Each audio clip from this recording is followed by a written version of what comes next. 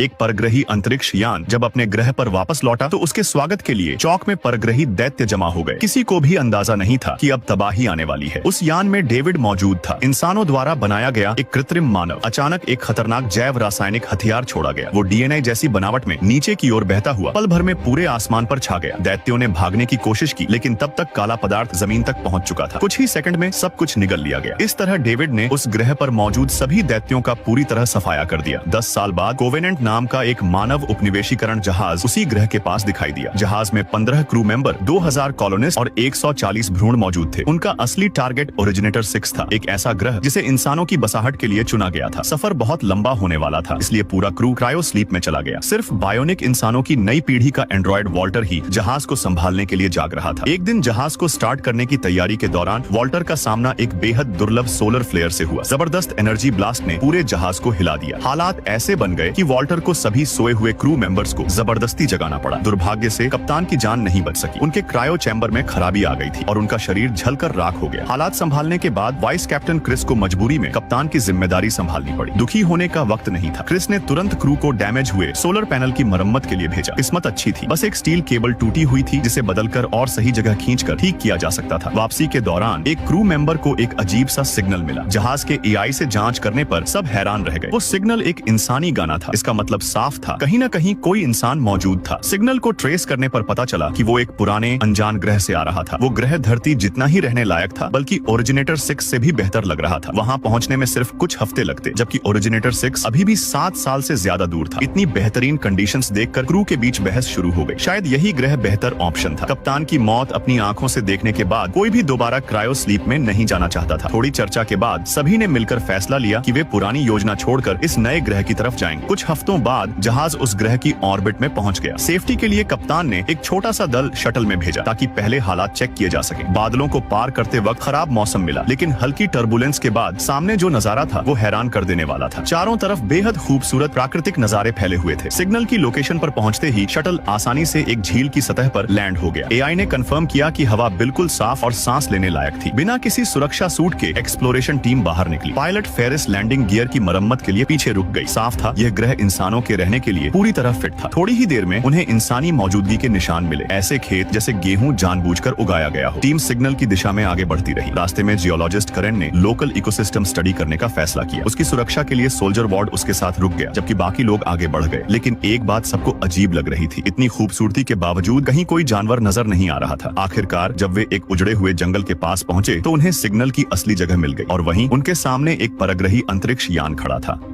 और फिर video like करने पर पार्ट 2 मिल